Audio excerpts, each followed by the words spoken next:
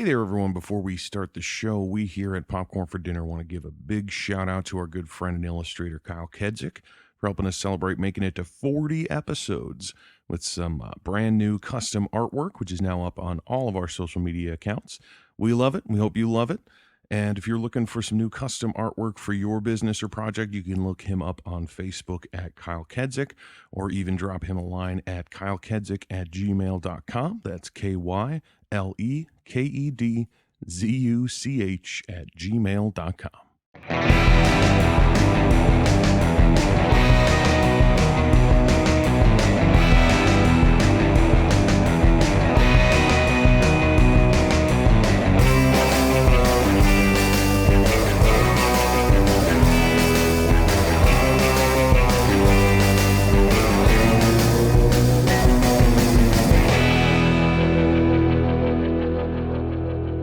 Hey everybody, welcome back to Popcorn for Dinner. This is Jeff. And Callie. This is week 4 of True Crime Movie Month. Yes. Moving right along, as Kermit would say. We are talking about War Dogs, which 2016, Todd Phillips, director, who just did Joker, and he did all the Hangover movies and Old School and, sort of stuff like that. Gotcha. Starring Miles Teller and Jonah Hill. Yes. As David and Ephraim, the young stoners who fall into arms dealing. Moving on to Fraud, I think it's categorized what they did. Yes. For our true crimes, we've had murder. Yes, and assault because and stuff. they were selling the big thing they were caught for was passing off Chinese ammo as Armenian. Yeah. Which I guess constitutes fraud. Yeah. My question about it was, is this a war crime? Obviously, it's not a war crime. But is it because it's a crime committed? I mean, they were federal crimes. Yeah. They say at the end, so definitely not good. These were bad crimes. Very bad crimes. I mean, it could it's probably mostly just my idiocy. Not that I couldn't follow what was happening, but more I just there were background things that I just didn't quite get that maybe were more obvious to other people about exactly what they were doing, what their positions were and how they did their business. You know what I mean? Was that something that seemed more obvious to you? Where you're like, oh yeah, I totally get exactly what's happening here. I mean, I did understand it to a degree. I get the Department of Defense or whatever puts out a list of essentially contracts for the things that they need for the military and this and that and the other stuff. Right. So guns, ammo, body armor, all that kind of stuff. I get that they put out those contracts and then these fucking guys were bidding on them and using the money that Kevin Pollak, Ralph, put up for them, for their company to fill those orders essentially. Right. And then sell them to the military for a profit. Right. I guess what I kind of didn't get, something that just sort of mystifies me. Later in the movie, they meet Bradley Cooper. I keep wanting to say Henry Ducard, but I'm pretty sure that's the name that Ra's al Ghul goes by in Batman Begins.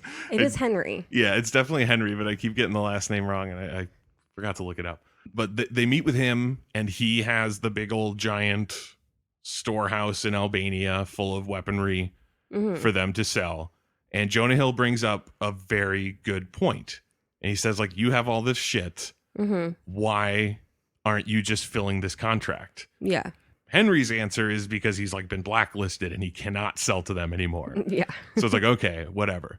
But in my head, it's just where are they buying these weapons from that can't just fill those orders themselves? Why are these middlemen that these guys make all this money doing? Why does this industry exist? You know what I mean? It's they're buying it from somewhere to sell to the fucking military. Yeah. It's like, so why isn't, where are they buying it from that isn't just selling it to the military? Why do these guys need to be here? That part I don't 100% get. Okay. Like, to a degree, I guess it's the military just passing off the middleman so they don't have to find the supplier, I guess. paying someone else to I find and ship it for you. I guess so. I'm just thinking, if it's like, if their order is so specific and, like, we want these kinds of weapons, this specific make and model and whatever, it's like, well, then you know enough about them to know exactly where they're, like, where they're being manufactured or whatever, that you could just buy them. I don't know. Is that a thing that I'm just not thinking through at all? Like, that's weird if the government just buys straight from gun manufacturers. Like, yeah, I don't think no there's any idea. like moral or ethical. Maybe thing it's just there. capitalist America. That's always a good answer. That's probably what it is. Like, because it's meant for like the big corporations to, bid and supply tanks, and I mean, obviously, it's not meant just for that, because these, Whole thing's about tanks. End game here is tanks. Every time. But anyway, that's the job that they do. They fill these orders, and they're like, the way that they get in, because it's like all these big giant companies that are bidding on these things. How does anybody buy, like, or how does anybody let these guys fill your order? Yeah. These two like nobodies in Miami. And like that little explanation, they did a lot of this explanation stuff, and it's like super obvious as a storytelling device to me every time I see it, where it's like, okay, David doesn't know anything about this world and what they're doing. Neither does the audience. Right. So you get the other character, you get Ephraim, you get Jonah Hill to explain it to David, to explain it to the audience. And it's super duper obvious every time, but Jonah Hill is so fucking great in this movie. Yes, that it is enjoyable to watch him, just tell them exactly what they're doing. It's like, yeah, everyone else is going for big slices of the pie. We're going for the crumbs, but the crumbs are still like 3 million, 4 million. Yeah. So you kind of understand, like, oh, they kind of slip in through the cracks, and just build and build and build. So it's like, oh, that's really interesting. But Jonah Hill is, he's so good. He was giving me serious Farley vibes in this movie. As soon as I saw him, I was like, oh my God. Yeah, with the dude. hair slicked back. The slick back hair, the fact that he was like kind of bigger than he has been recently. It all just it just screamed Farley. The little the stubble that he had going on and everything. Oh my God. It was wild. But it was so much fun watching him do this role. Like we had seen this movie before. We went and saw it and enjoyed it enough, but 2016, so it's it's been 4 years since we've seen it. Yeah. I didn't remember all that much. There were some bits where I was like, oh, you know what, now I know what the next thing is. Yeah. But there were, like, getting up to the end of it, I was still kind of like, oh yeah, discovering things and remembering it. I mean, Miles Teller was not a slouch either. Like, I thought he did fairly well. Yeah. Towards the end of the movie, I had one specific note about him and the character. I was like, is it David the character, or is it Miles Teller that is making me feel zero sympathy for this guy when everything goes to shit? Like, he is kind of portrayed as more like the straight guy to Jonah Hill's like raving lunatic of an Ephraim. But really, the whole time things started going south, I was just like, I don't care. Yeah. And not necessarily in a way of like, this movie is lame now. It was just like, I don't know if the movie's trying to make me feel like he's a dick, or if Miles Teller just has that, quality about him that just screams it for some reason, where it's just like, there was something so arrogant about him and the way that he felt like he could get away with it towards the end. Like he really felt like he could just like, I'm just going to walk away. It's Mm-hmm. like, dude, you defrauded the government. It's like you were a huge part of this whole plan. Yeah. And yet he still feels like he could be like, Ephraim, you totally screwed me. I'm out of here. It's like, you're not going anywhere, dude. Yeah. They have got you fucking dead to rights. And I am not going to feel bad when those elevator doors open and all those FBI agents are there. And you're like, oh, shit. It's like, yeah, that was coming. Yeah. I'm glad that that's how it happened. Yeah. I Like- mean, hopefully that's how it happened. I mean, at least in the movie, cinematically, it was Yeah, great. yeah. It was a wonderful like moment. Especially like closing off that scene. Mm-hmm. And because that scene, like, I know we've literally jumped We're to starting the from- immediate end of the movie, but that scene right there at the end validated something for me that I wrote down earlier in the movie, where it was definitely something where I was like, that sticks out to me. I don't remember this specifically, but it sticks out enough to me that I'm going to write it down real quick. Mhm. Because, you know, towards the beginning when they're starting the business and, you know, David is kind of idolizing how good Ephraim is at this, Mhm. especially compared to how shitty he is Yeah. at doing everything. I love that one scene where he literally fails at selling some sheets on the phone, and then he walks into Ephraim's office while he's on the phone with someone where Mhm. he was pretending to be an army general Mhm. to get his competitors' prices and everything. And it's like, you see this schlub out in the car fail to sell a sheet. Yeah. And then you come in and this dude's like on another level. And Mhm. it's like, oh man, like he's going to do some things. This guy's got the drive. And David says something along the lines of like, Ephraim becomes who he thinks you want him to be, Mhm. you know, and because he's wearing the yarmulke when they go to talk with Ralph, where it's Yeah. like he thinks he's a very, very like devout Jew, Mhm. but it's like he's just playing the part for Ralph. Yeah. As soon as he wrote that down, I was like, is he playing David? Like, is he pretending to be David's best friend because he needs someone? And Mhm. then he's really not his buddy at all, like as much as he's trying to show it. And then right in that last scene in the elevator, when he's like, man, I'm so sorry about all this. And man, remember when we were kids and, you know, Scarface was on TV last night and I got me thinking about us. And he's like, could you just stop acting for a second? And he's like, yeah, Scarface wasn't even on TV, Mhm. you know, and you realize like, oh, fuck, he has been this whole Yeah. time. I felt really vindicated in that moment. I was really glad that happened because I was like, it's a wonderful little bit of foreshadowing where in the midst Mhm. of the movie, like, especially if you're watching it for the first time and you don't really know what happens, obviously we, having seen it before, could kind of see it coming. We knew like, oh yeah, they go down and it's nasty. Mhm. It's not amicable. They don't go down together. It's kind of this pitched back and forth between them. Yeah. But I was like, I feel like that line means more than just that in that scene. So I Mhm. was really glad that I was right. It's like a simple little thing, but I just find joy in it. Yeah. That was one of the Miles Teller voiceovers too. Mm-hmm. Lots of that. Mm-hmm. Not necessarily a bad thing.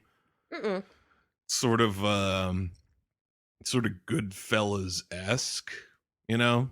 Not to say that like Goodfellas is the only movie that's ever Yeah. used voiceover before, but especially with the way that they show the like downfall at the end, also Mhm. felt very like Scorsese light, Yeah. you know, where it's like, oh, and it turns out the reason we had that meeting was because Ralph was wearing a wire, you know, and I'm like, Fuck oh, you, Ralph. fuck. Yeah. What was his last name in the movie? Was it Slutsky? I think it was something like that. Okay. I 'Cause didn't. I thought I like definitively heard like slut ski. Yeah, it might be. I don't know. Okay. But yeah, Kevin Pollak as Ralph. I just love Kevin Pollak. He's like a super character actor. He'll pop up every once in a while in something and it'll just be like, oh shit.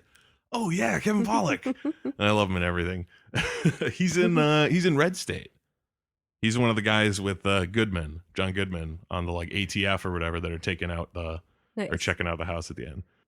I Could Take or Leave is Yeah. Ana de Armas as a character in the movie, especially because I read like conflicting accounts of whether that was based on a real person at all, or if he even had a girlfriend at the time. if he has a kid. I mean, that's the thing. Like I was looking into it. I couldn't find anything definitive one way or another. Because there is, looking up the stuff, there's a lot of this stuff that didn't happen. Really? Which is such a shame. Because it's really fun the craziness that they go through. But yeah, there's some really disheartening stuff that's not real. Should we go back to the beginning? Yeah, I mean, essentially, you know, they get together, they start their little business, they're making pretty damn good money, like kind of right out the gate. Mm-hmm. There's not too much of a learning curve before they hit their first like real big hurdle. It's like, oh no, yeah, they're making pretty darn good money. Yeah, he said like at 30%, it was either 160 or 180,000 in 3 months. That's not bad. And then they get the Beretta deal Mm-hmm. to sell for the like Iraqi police force that the military is going to be installing. Mm-hmm. Like they have like 9,000 Berettas or something that they need to get there. Yeah. But they fail to realize that they can't ship from Italy to Iraq, Mm-hmm. and it gets sent to, where did it get sent to? Jordan? Yeah, it was Yes. Jordan.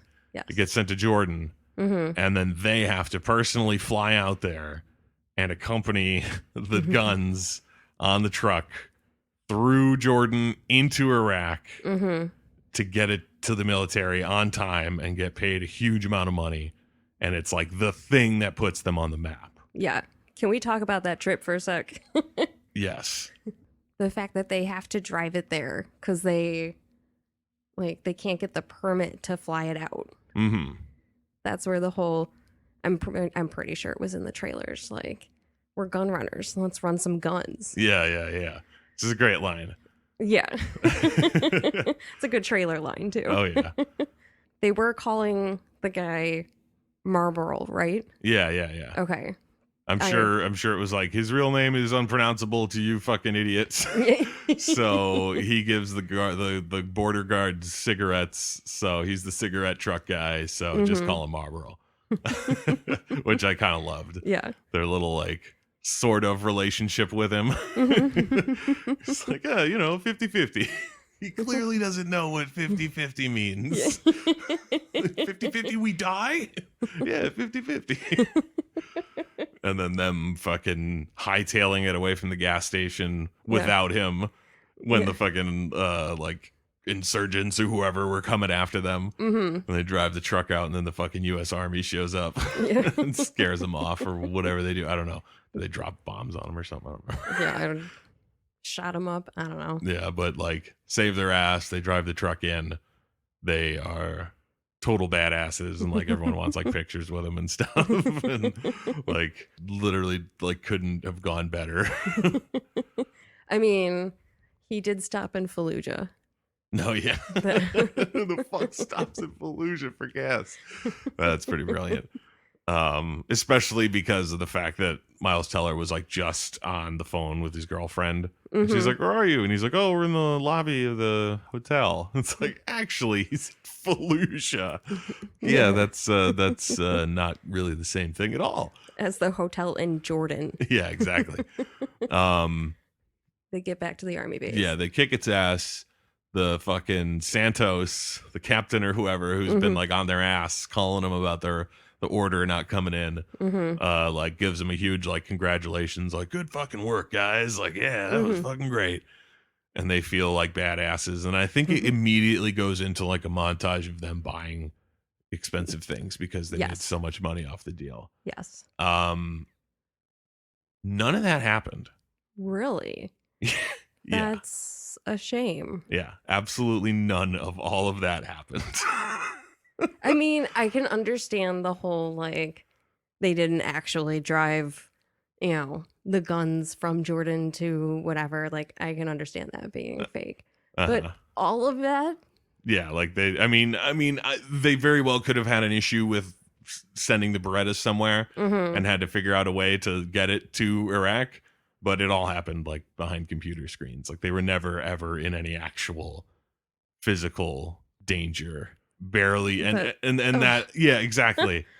And that kind of, and that's a huge bummer for the like bookends or the in media res at the beginning of the movie where it's like, we're going to show you the middle of the story and then we're going to rewind it all the way back. and show you how we get there, because it shows him like being kidnapped in Albania and dragged out of a trunk and held at gunpoint and all that. No, none of it. Not even a little bit of it. Did they even meet that Henry? For some Yeah, reason, right. the name. You want to say Ducard too? No, I want to say Henry Cavill. No, that's Superman. That's the guy who plays Superman. Okay, never mind. At least I had an actor.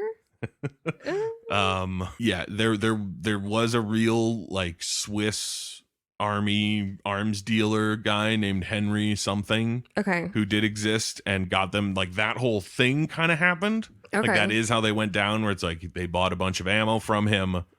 It turned out to be Chinese and they couldn't use it. So they repackaged them, and that's how they get caught for fraud and all that kind of stuff. So it's like all of that happened. Okay. And they did like cut him out of the deal. Okay. But there was no kidnapping. There was no threatening with guns. There was absolutely none of that. It was more just like, oh, well, fuck you guys. That kind of thing. So it's like that was also invented for the movie. And it just, when it's that much stuff, all of a sudden I'm like, how, like, at what point does this story seem like a movie to anybody without that stuff in it? Yeah. You know what I mean? Like, as a story, it's very interesting. Mm-hmm. Like, there was a Rolling Stone article written about it. Like, how did these fucking 20-year-old stoners from Miami become like the biggest gun runners in the world and then get arrested for fraud because of it? Like, and all come crashing down. Like, holy shit, what a crazy ass story. It makes for a really great story. It's not a very cinematic story. You know what I mean? Like, a lot of the stuff that happens is like, over the course of years, they developed a reputation, and over the it's over such a huge period of time that it's like reading about it is probably enthralling. Yeah. And then you take that article and you like transfer it into a movie script, and you look at it and you're like, fuck, nothing happens. Like, these guys hang out in their offices and make phone calls a lot. Like, what the fuck? What are we gonna do? And so they have to like embellish to the point of being like, okay, this is a movie. There's a kidnapping, there's shootings, there's a car chase, there's explosions. There's a whole like relationship dynamic with the, best friend. Sort of like gotta have, obviously there's also like add the love interest. I mean, they were friends. Like, it was their relationship that they show at the beginning of the movie where it's like, oh fuck, like because I forget, were they related, like cousins or something? Or they just knew someone? Because they were both at the same funeral. And yeah, I think it was just like a mutual friend sort of thing. Okay, but yeah, and so his mom, David's mom, wouldn't let him hang out with Ephraim anymore. And then they meet all these years later and become best buds again. Like, that stuff, I believe, was real, except their ages are swapped. Okay. Because in the movie, they're almost the same age, I think, and Ephraim's supposed to be old. Or no, he says that they're the same age. He's like, even though we were the same age, I always looked up to him. In actuality, Ephraim was like 3 or 4 years younger than David. Okay. So it's a little weird thing, but it's like they did know each other and they were like buds. But yeah, flying to fucking Jordan. Like, apparently they went to like storehouses, like they show them go to, like the one in Albania, to like show off the ammo and find out what they're buying and everything. So like they did do stuff like that. It just never came to gunplay or anything like that. And it's like, man, like looking at like the trailers and like the fucking like the poster for the movie that looks like Scarface and Jonah Hill standing there with the machine gun and stuff. You see all that kind of stuff and you're like, this fucking true story is like full of like murder and guns and violence. And it's like, the true story isn't at all. Yeah. No. But the movie version is full of it. Yeah. And it's super fun. And I will not ever say that the movie is bad because it's not, completely accurate to the story. It's like, to me, it's more like a really interesting story inspired a fun fiction movie. Yes. Kind of. You know what I mean? It's like they essentially do the things that they did in real life, but it's so gussied up and made up into a movie that it's like, this is just a really fun movie that is technically kind of based on a true story. But it's really this is not a depiction of those events at all. It was just these like, are the crimes that happened, but not exactly how they happened. Yeah, exactly. A sort of interesting thing, like, I don't feel like we've had too much of this month. You know, I feel like the things that we've watched have seemingly tried to be very sort of true adaptations of the things that happened. Obviously with Bernie, you know, there's probably a lot of that like dialogue between him and the widow that is like, you know, we just got to make all this shit up because nobody, you know, these are just scenes to move the movie along. They're not real scenes, but at the very least, the actual events that happened were the things that happened. Like he did shoot her, he did go on trial, he did go to jail. Yeah, you know, and then with I, Tonya, same thing. It's like these things actually happened. Jeff Gillooly did the thing, the crazy guy Sean, and all that shit. Obviously, Ted Bundy fucking did all that shit. We all know Ted. We all know you did it. And then in this one, it's like kind of the real stuff they did takes almost a little bit of a back burner to the like crazy shit that is made up for it. It was still a really fun movie to watch. And I love like that fucking laugh, that Jonah Hill laugh, that just high pitched like. It's like the first time you hear it, it feels like someone doing a laugh. You know what I mean? Like someone being like, oh, how would this guy laugh? Like, I'm going to do a different laugh than like my own laugh. And then the next time it just feels more genuine. And then as it goes on, you're expecting it. I feel like there's one where he does it like really quietly, but still really high pitched, where they're like looking at something on a computer screen. Yeah, and the baby's asleep. Yeah, something like that. And he's just like, holy shit, dude, that deal's gonna be gigantic. And he's like, like he's still doing it. Like it's commitment to it. Yeah. And that's what I fucking loved about it. Like it's essentially it's the like great. And okay, calling it great might be a bit much, but you know, like really fun, affecting art, you know, comes from so much stuff that all just kind of gets jammed together in weird ways. You know what I mean? And it's like that scene of him fucking pulling the machine gun out of his trunk to scare off the dealers who ripped him off. That did not happen at all. Yeah. Nothing like that would happen. But the fact that he does it, and he's just got that swagger about it and that fucking laugh and those sunglasses and shit. Like the real kid was like a little string bean kid, like a teenage kid. He you know what I mean? Like these guys were not Miles Teller and Jonah Hill at all. They were little computer nerds. Essentially, yeah. And so like, it's like this character is a complete fabrication that just happens to kind of be based on this guy named Ephraim.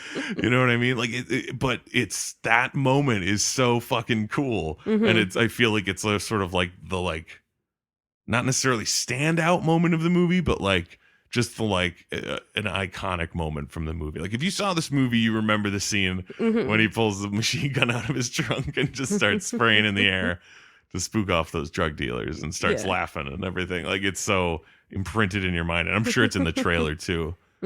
But like all of that completely fabricated, just inspired by a true story. Because it's like, I also read that the kid who played Ephraim was not involved in the movie at all, and he told people not to watch it and all that kind of stuff. Like he had no interest or like actual say in anything. He didn't meet with Jonah Hill. He wouldn't meet with Jonah Hill, you know? Oh, no. And so it's like at that point, it's like, what the fuck are you going to do? You just create a character. Yeah. And he did. And it's nothing like the real kid, but it inspired this like performance in this movie. You know, it's just such a cool thing to see.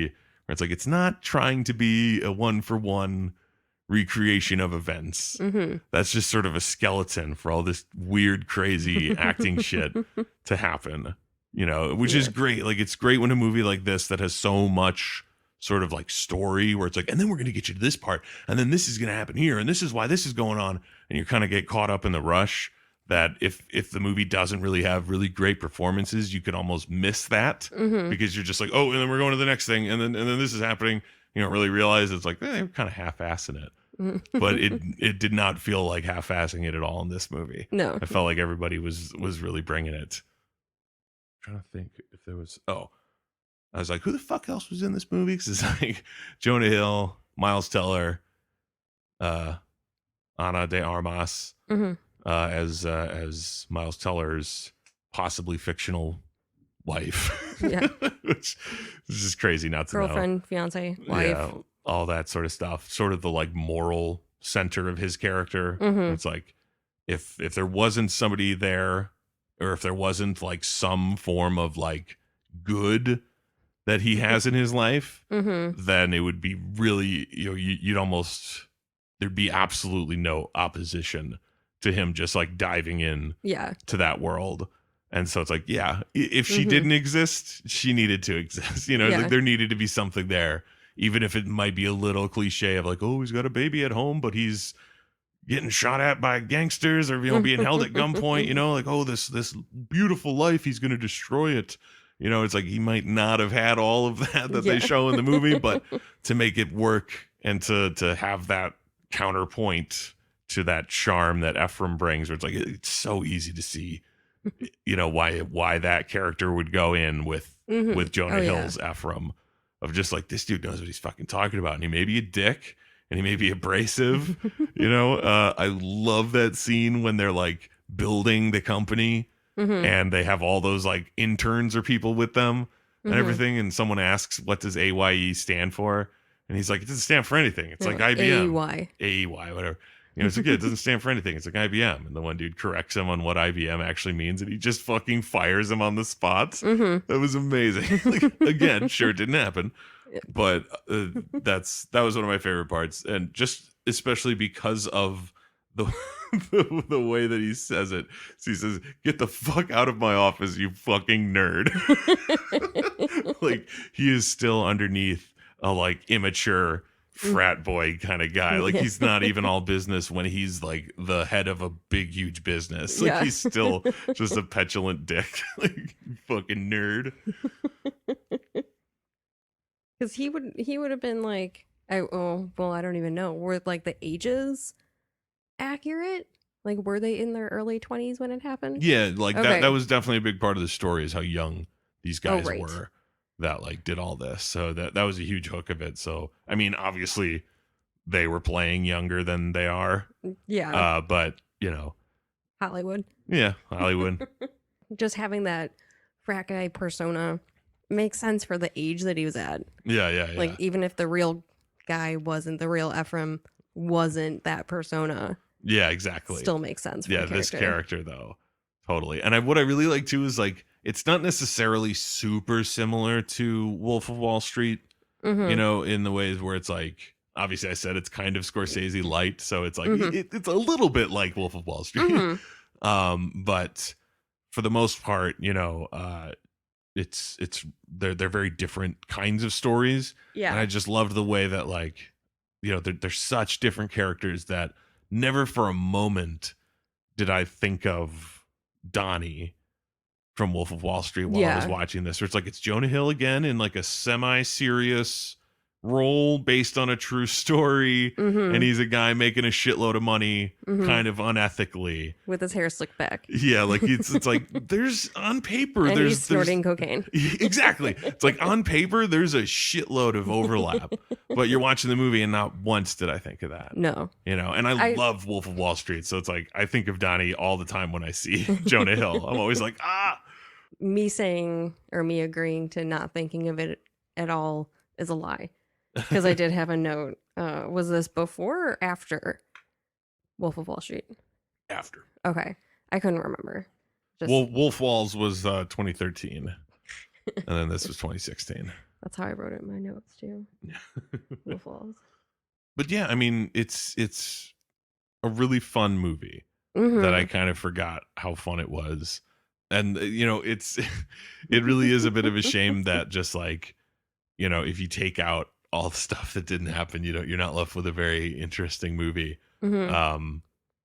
But there were still little things where it's like, okay, if you're making it up, you can make it a little crazier than this too. Like, I thought I liked the tension of that border scene when they show up to, like, basically to Iraq in that truck with Marlboro and everything. But I thought it was over in like a flash. Yeah. And I was like, oh man, you could have milked that. You could have made that way more tense. You know what I mean? Like, keep it going for a little while, because when it starts up, obviously you're like, oh fuck. Yeah. Like, they just roll up on this desolate dirt road and they're just waiting for them with their lights off, and they're just blocking the road, and it's like, oh fuck. okay, they're at the border. Like, Mhm. essentially, that's what I'm assuming is happening here. They're Yeah. passing in and they're checking them out now. And they come up and everyone's fucking yelling. And Marlboro's yelling at him to roll the window down. And he like reaches for the window, or he reaches for the cigarettes. Mhm. And everyone pulls guns on him. And everyone's like, holy shit, whoa, whoa, whoa, whoa. And then Marlboro gives him the cigarettes and everything gets cool and it's all over. And then they drive through. I was Mhm. like, oh shit, man. I wanted more. I want, it's like not necessarily like, and then they pull them all out of the truck, and then they line them all up in the desert, and they make them dig their own graves, and then Marlboro's like, wait, the cigarettes. God damn it, man! Looking at my notes, I couldn't believe I actually wrote it as plainly as this. But their desert drive is what gets them big time, so it must be true, right? That was my question to myself. Like, I'll have to check that out later. Like, it's got to be true, right? Oof. Not true at all. Swing and a miss, Jeff. And of course, fucking Fortunate Son plays when the army rolls up. There were so many amazing music cues in this movie. Like that Did you was have others written down? I don't know if I wrote any others down. Ain't That a Kick in the Head? When was that one going? I didn't write that That down. was after they like completely like failed at making any sort of connections or anything. Oh, at in the Vegas. in Vegas. Right. It was like perfect. Get a Yeah, Sinatra yeah. song. I mean, some people have said that Todd Phillips will kind of hit it too on the nose with his music Mhm. cues, Mm-hmm. like in Joker at one point there's a send in the clowns, and it's like obviously because Yeah. clowns, and it's like it's a little too like Mm-hmm. winky wink. Mm-hmm.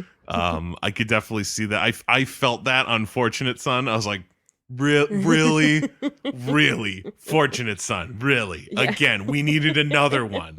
You're fucking kidding me. Oh, that was the other one that I wrote down. It was Fortunate the- Son. The timing of Fortunate Son when the chopper shows up. Yeah. I did also make a note. Bradley Cooper would make for a great Far Cry movie villain. Just based on his character in this. Yes. Was it the glasses? Partially. Those yes. glasses were so, I feel that was a brilliant touch. Mhm. Where it was like, put him in glasses, but not just glasses, but glasses that sort of distort how big his eyes are. Mhm. Like, and not in a way of being like, because he has giant eyes and I don't need to see that. So fucking bring him down a little bit, okay? But more just like, Bradley Cooper's fucking Bradley Cooper. Mhm. And you're going to look at him and it's like, okay, that's just really fucking handsome dude. And even if he's like acting menacingly, it's almost like, are you just playing Bradley Cooper? What are you doing? Yeah, what do you think you're doing? But you put those glasses on him and suddenly he doesn't really look like Bradley Cooper all that much. Yeah. Like he's still got that like hawkish nose and that jawline and everything, but it's like something about him just looks off. Mm-hmm. And you're like, ooh, now I'm uncomfortable around you, Bradley Cooper, with these specific glasses. I thought that was an awesome touch. Agreed. And it definitely made him all the creepier as someone who could have come off like really, really cheesy. It's like if you get the wrong person being like way overly arch about it, like, yeah, I'm clearly the bad guy. It's like that would suck. But since he's still just kind of like cool and calm and Bradley Cooper-ish, Yeah. but he just doesn't look right anymore. Like, what have they done to you? I think the only question I had about his whole thing, because it was like as soon as they explained, like, oh yeah, I can't sell to the government anymore, so that's why I'm doing this and all that. Mhm. I was like, okay, I understand what he's doing. I understand what his motivations were. And I understood him being angry about being cut out of the deal. So it's like I understood him kidnapping and threatening David, even if it didn't happen. Mhm. But as that character is like, Yeah. okay, I understand all that. I get that. And everything goes to shit, and they they wind up in jail and everything. And then way later, David is back doing massages, and he goes to a call, and it's Henry. Mhm. And Henry gives him a briefcase of money, and the movie ends on that. And I was like, what? Why is he giving David anything? Was that like an apology for the kidnapping? Like, sorry for kidnapping you. I mean, Like, he did precede it with no more questions. Right, which is totally unfair because it's like you don't get to say no more questions and then randomly open a case full of money and be like, wait a minute, Like, I can't ask seemingly, any questions about this. Yeah, like thousands of dollars easily, if not tens or more. Yeah, you just open it up and hand it to him, and it's like, what is that for? I don't know. Like I was Hush money. well, I Like, was trying to Oh think of no, it. maybe it may have been a thank you because he kept his name out of it. Oh, 'Cause- see, I figured that the thank you for that would be like not killing him. I mean, you know what I mean? Like it's like he didn't say his name because he's fucking terrified of him. Yeah. You know, so it's like I think the thank you is like, yeah, I'm not going to kill you because you kept my name out of your fucking mouth. You know, so that's why I didn't feel like that to me. I was like, is it something that he thinks he owes, or like, because essentially the way that everything goes to shit is that Ephraim becomes like a coke addicted asshole Mhm. who, despite seeming, I mean, you'd think it has to be the drugs that did it to him because of how competent he is at like selling and Yeah. clearly like not ripping people off that bad. Yeah. Or like illegally ripping them off. You know what I Mhm. mean? It's like he could rip someone off because he buys it from them for cheaper than they wanted to sell it. You know, like that's a Mhm. kind of ripping off. But he wasn't doing the shit he did towards the end, like just not paying people for Yeah. the work they were doing, you know, and shit like that. Where it's like it had to be the drugs that just like rotted him to make him become so careless at the end. Yeah. Because as great as it was in a sort of casino-esque way, you know, at the end of that movie when they're talking about how everyone went down and they're like, it's because that fucking guy at the fucking Italian store Mhm. couldn't keep his damn mouth shut from a bug from some other shit. You know, it's like, oh my God, of all the things to bring this down, Mhm. it was this little thing. And in this movie, it was the fact that he never paid the box guy. So the Yeah. box guy called into the Department of Defense to like tell him them back. what was happening, Yeah. essentially. And that's what started the investigation that went into them and all the shit that they Mhm. were doing and brought them down. Which the like intro with that box guy Uh-huh. I liked because that was when he like way lowballed the offer to do the job, Mhm. and they like turned to each other and like had to keep from laughing at his bid for the job, essentially. Yeah. They just like, where do you want to go for dinner tonight? Oh, there's a place right by the hotel. Okay, all right, cool. We just gotta talk and make it seem like we gotta talk this over. Yeah. We will take it. All right, thank you. Deal. Which is pretty funny. Which I guess kind of somewhat related to how they lowball everyone else for that giant contract, the AK-47 ammo contract Mhm. that gets them in trouble. Like Yeah. they super lowball everyone else. By like And that's 52 why- million Yeah, and was the that's- nearest. Yeah. competing. Just the nearest bid Yeah. was that, and I liked that. Like I thought it was funny that it's like Mhm. they clearly didn't know better than to do that. So it's like, you know, they didn't know to like charge a little bit more, Hmm. and we could probably still get it because we'd be still below Yeah. what they say. But it really clearly showed, at least to me, how much fucking greed there was in Ephraim. Where it was like, you're still making a giant profit off of this. Hmm. And the fact that you just like kind of missed out on some because you lowballed harder than you should have Hmm. leads him to like flipping out in the hallway and like Yeah. screaming and Yeah. swearing and kicking and punching the wall and everything. And I was like, dude, chill out. You're going to make so much fucking money off of this. Yeah. Are you really that big? Oh my God. Like it clearly had gotten to his head Hmm. about, You're about to make millions. Literally millions. yeah. Chill the fuck out. You're a 22-year-old dude from Miami. Yeah, All right. right. This is like the toughest thing you've ever been through. Yeah. Fuck you. I mean, and I did kind of right towards the end that I was like, you know what? Kind of just fuck both these guys. Really, in the end, at least you know maybe not necessarily like the real people. I'm not gonna, I did not read either of their memoirs. I don't know how they pretend like everything actually happened. Hmm. But these characters in this movie is just like, man, fuck both these guys by the end Yeah. of it. Like the fact that they get that not the AK-47 deal, the Beretta deal. They do the Beretta deal. They get all that fucking money, that huge payday. And then it immediately goes into them getting gigantic fucking apartments next to each other in the same building and matching Porsches Hmm. and all that kind of stuff. And I was just like, and immediately overnight, they become the most insufferable people on the planet. Yeah. You know what I mean? It's like, Awful. I get making a shitload of money is going to make you be like, oh, I could buy a nicer thing than the worst thing, or, Mhm. you know, that kind of stuff. But just like portraying them that way, I was like, I immediately don't like either of these guys, Yeah. but especially David. Like Ephraim at least fucking has absolutely no qualms about it. Yeah. You know what I mean? He doesn't pretend to be anything else. He's just like, dude, Fucking, it's not about being pro-war. It's about being pro-money. Yeah. Like, that's all he wants, and he says it right up front. And then you got David where he's like, oh, me and Iz go to all those marches and rallies, and we protest the war and all of that. And he's so easily swayed by Ephraim to just do it. Like, nah, but dude, you just totally should. Yeah. And he's like, okay, I guess I will. And it's like, so by the end of it, when it's like, oh, what a tragedy, David's going down too. It's like, he's kind of worse. At least Ephraim was honest. Yeah.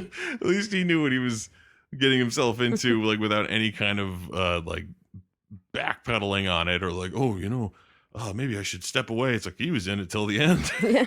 He went down with the ship. Again, I assume. Yeah. I don't know exactly. Based on these caricatures. Yeah. Because I'm sure some of that end of the movie stuff definitely happened. Like, I assume that Ralph guy, it's possible that he actually did, like, wear a wire to catch them. I don't know. I mean, I hope. Yeah. I already hoped At about least the give us desert drive. this. Yeah, exactly. I already had hope about that desert drive, and then fucking is like, at least give me the little one with the wire. So, the crux of this story, the kind of thing that, at least my sort of favorite thing about true crime stories, like the thing that goes wrong, the unwinding of the twine. So essentially what they do, and to me, as I was watching it, I was like, you guys are fucking Icarus, man. You're Icarus flying too close to the sun. They had all of this fucking money. They were clearly already fucking rolling. And then they discover this $300 million deal to supply AK-47 rounds. I think there's other stuff in the deal too, but the main big huge chunk of it is AK-47 rounds to sell to the U.S. government.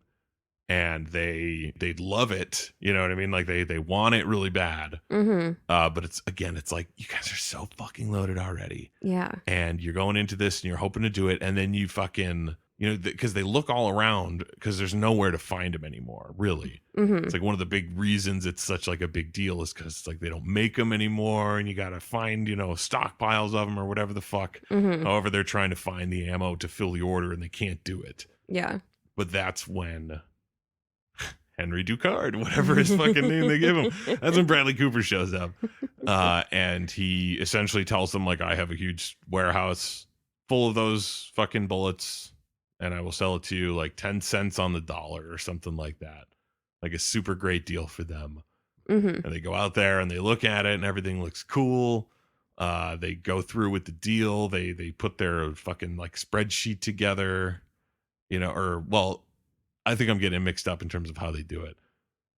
I'm just trying to think of it rationally, because it's like, you can't put the bid in until you know where you're getting your shit from. Right. So they had to have gotten the deal with Ducard. Again, probably not his name. Yeah. They do the deal with Henry to get the ammo. So then they submitted the deal, right? Then they submitted their proposal. Right. They told Henry that they were like in the midst of it. Yeah, like that they're going to submit it. their bid. Like he's locked in as their supplier. Right. And then they get all their shit together. Yeah. That was a huge thing that kind of had questions for me. When they're putting it together, they have to falsify years and years and years and years of like invoices and basically like all of their financial stuff. Like we needed to cook the books because we didn't even have books. Yeah. Like they had to create everything out of thin air. And the movie didn't explain it. It's not Occam's razor. Occam's razor is when it's like the most likely solution is, or the most obvious solution is the most likeliest. There's another phrase like that, where it's like never attribute to malice what can easily be explained by stupidity. I forget what that thing is. But you look at them and they have to falsify all these records. And immediately in my mind I was going more malicious, thinking of it's just like, why, what are they doing?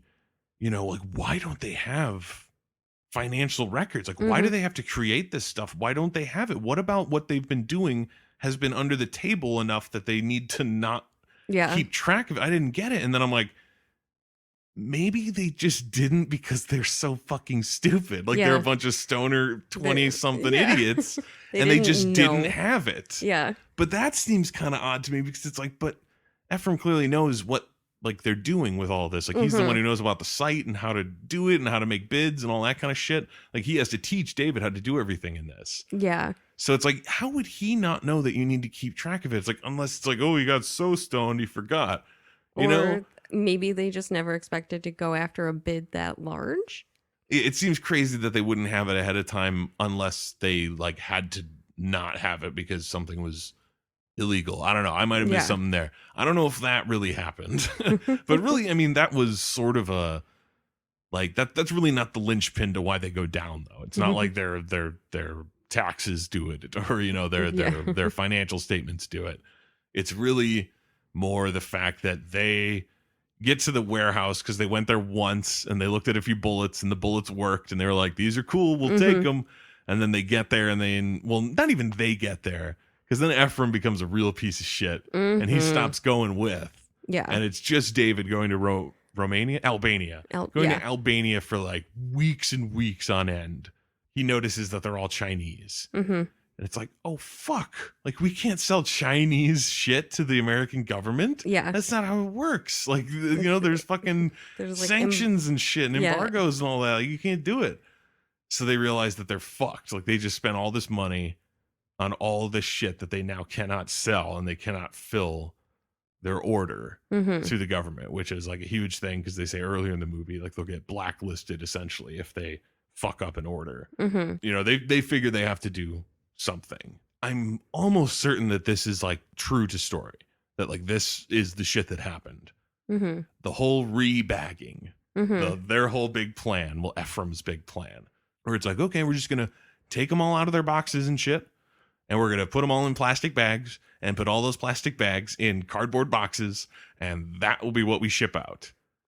And in my head, I'm like, is that not super sketch and obvious? Yeah. Like, who the fuck would send them in plastic Ziploc bags? Yeah. That seems like the most obvious thing in the world. And I was like, that has to be what does it. You know, because I knew that, you know, we were getting towards the end of the movie and, you know, this was going to be the thing that takes him down.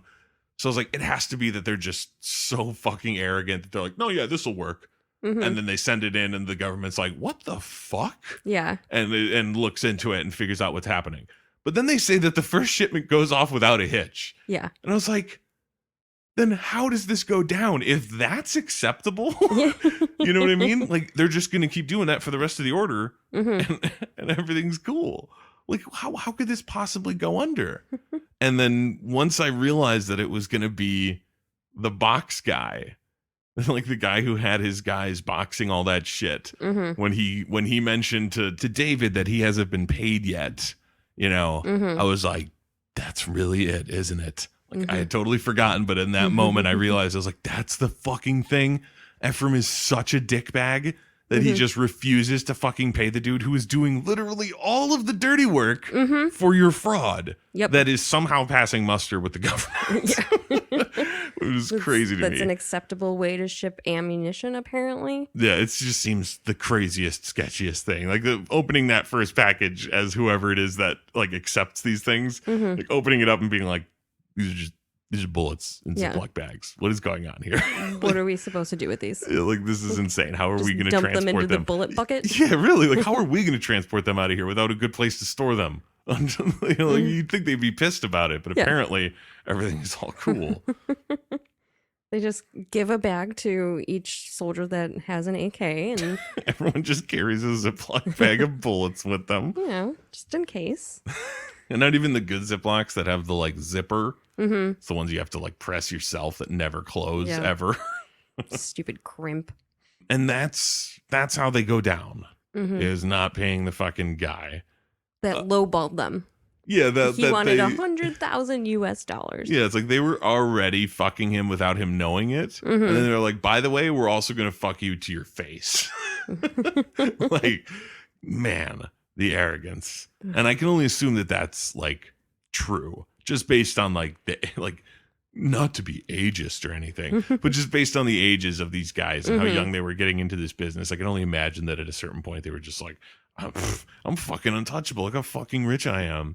I don't really give a shit about this guy who's calling me about whatever the fuck he's talking about. And just don't expect that this guy all the way across the world will be like, oh, by the way, these fucking guys. Yeah. Oh man. These two little shits in Miami.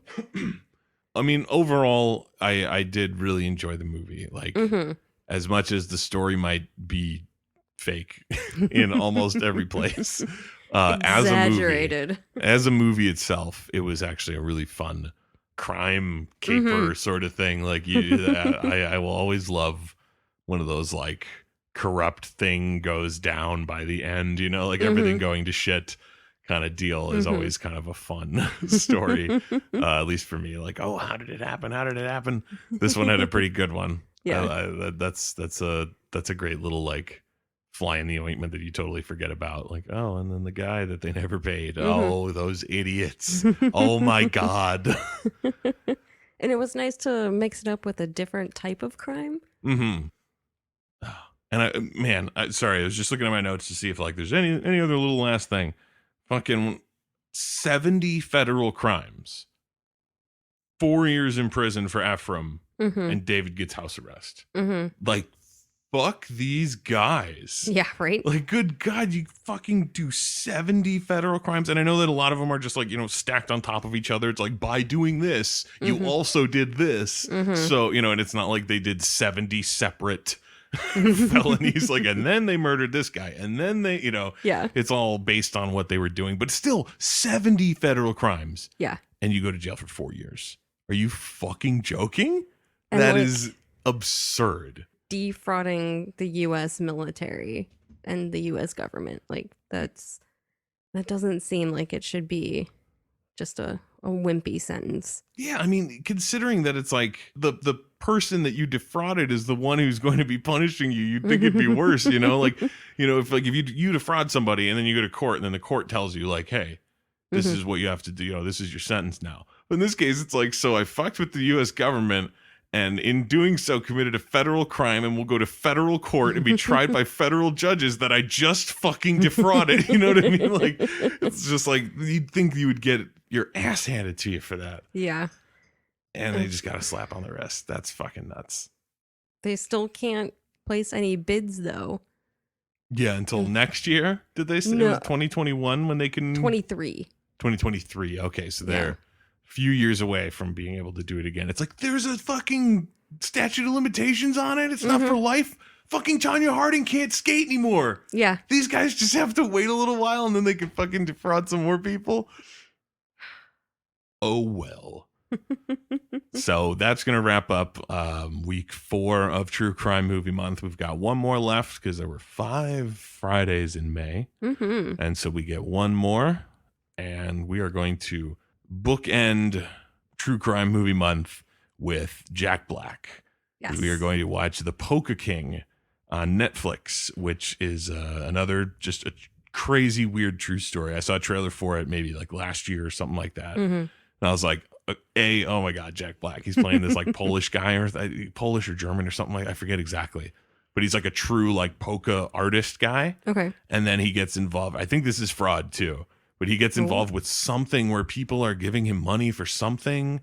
And it's possible based on the trailer, I think, that like he doesn't realize that he's committing these crimes and he starts getting, you know, attention for it or something. But it's allegedly based on a true story. This one said it was based on a true story, and it's like, so we'll see. If it's based on or inspired by. Yeah, exactly. But I'm really excited to watch it because it's like I saw Bernie before. And I loved that. And I was like, oh man, another crazy fucking Jack Black true crime, like weird quasi comedy true crime movie. Like this is going to be great. I can't wait to watch that one. I'm excited. So wrapping it up here, popcorn for dinner. This is Jeff. And Kelly. Iraq is dope.